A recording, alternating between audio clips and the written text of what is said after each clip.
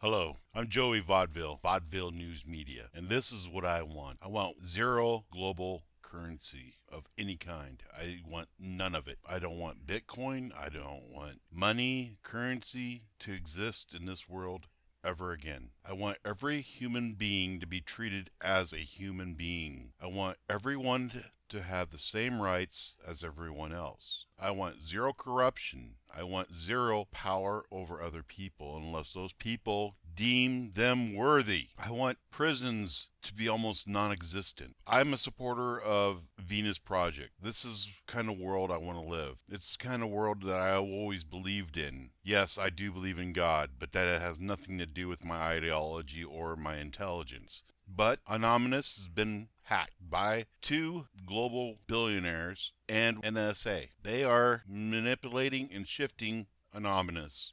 And as soon as they're done with you guys are going to be done and over with. So I want to create something to help you. We need more involved people. We need to create a platform for regular people. We need this platform to be separate from Anonymous, but allows Anonymous to post. We need people on the ground reporting news and events. We need to get this out to everyone and everyone. We need these platforms built from the ground up. We need a country to place these platforms at. I was thinking Iceland, but I don't know. Seems like there's no place on this earth anymore that's not totally corrupted. We need a news organization. That is totally for the people. I like We Are Change. I like them. I like other places and other news organizations, and we need to get these people organized. We need to help everyone around ourselves to make a change. Going after corporations and so forth, that's great, but that's fruitless. We need intel on people. We need people inside organizations changing things within, giving us power, because whistleblowers go to prison. All right.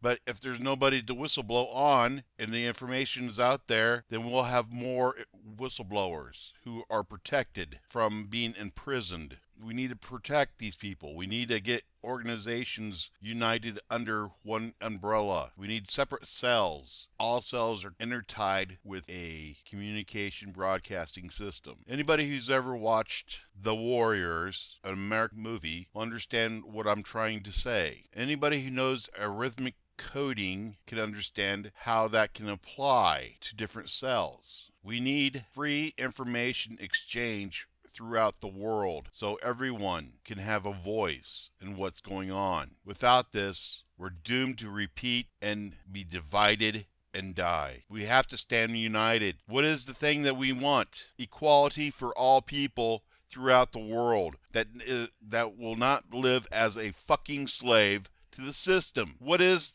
the biggest crime? Money. Currency. This makes people do terrible things. People will lie, cheat, steal, rob, murder, and sell their bodies for what? An invisible chain. Yes, it's a chain. It is nothing more than a volunteer slave. And more links you have, more slaves you have, and more control over other people you have. We must break this fucking chain. We've got to get people to understand they can live perfectly well without fucking currency. Then we'll have solved about 95% of the fucking world's problems right there. The other problem is ideology. Be it communist, be it socialist, be whatever, be Islam, religious. As long as you do no harm to no one else, then you can survive. But we need warriors on the ground. We need to get militias and other people organized and involved. I don't know about you guys, but my heart breaks out when I heard rape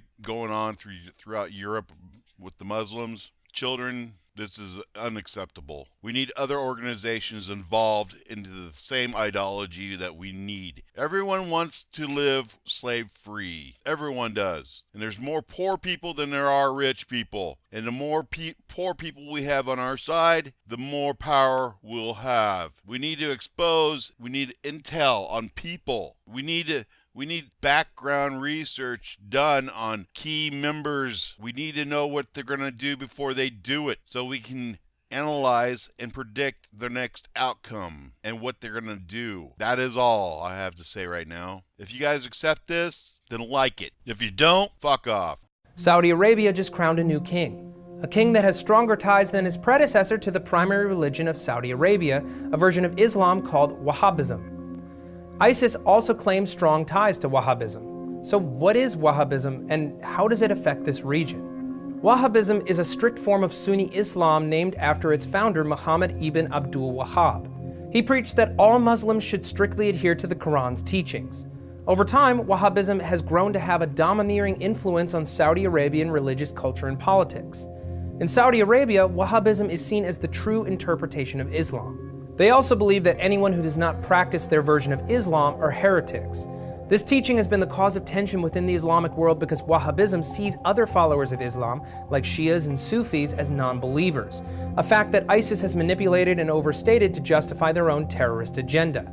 They're practicing a kind of untamed Wahhabism, strongly encouraging followers to show no mercy to non-believers and issuing orders to kill anyone outside of the faith. And this isn't the first time that Wahhabism has been connected to a terror organization. Alongside ISIS, Wahhabi teachings have also heavily influenced Al-Qaeda and the Taliban. On the surface, it may seem like terror groups are adhering to the strict practice of Islam as a part of the religious crusade that allows them to justify violent action. However, there might be another reason why Wahhabism is being embraced by groups like ISIS. Experts believe that their ulterior motive might be financial. Wahhabism has its roots in Saudi Arabia, one of the richest countries in the world. It's understood that some Saudi charities and private companies are used as a front to fund extremist Wahhabi organizations like ISIS to the tune of $100 billion over the last 30 years. Funding has also been channeled into establishing Wahhabi schools in both Pakistan and Bangladesh, which has concerned local officials who believe the institutes are encouraging terrorism. So how did this happen? Well, we should mention that there is no evidence linking the Saudi government directly to funding terrorist activities. But some Saudi Arabian citizens are funding groups like ISIS. Some experts argue that the citizens in question see funding radical groups as a way to gain a position of power and influence within the Islamic world. Other reports suggest that they might be using the strategy to limit Islamic extremism within their own country by sending young extremists abroad. The Saudi government is trying to restrict the private funding of terror organizations. According to a report by the Washington Institute for Near East Policy, the Saudi Arabian government is closely monitoring its financial sector in order to block suspect donations. Unfortunately, a combination of politics, logistics, and limited reach have impeded efforts by Saudi Arabia to counter terrorism financing. Scholars in Saudi Arabia have also come forward to defend Wahhabism, saying that the teachings are not aligned with ISIS and other terror organizations. They argue that Saudi Arabia and ISIS do not share an ideology. It is thought that Saudi's new king, Salman bin Abdulaziz, is keen on working closely with US President Barack Obama to bolster their counter-terrorism strategy. To find out more about Saudi Arabia's new king, click here to watch this video.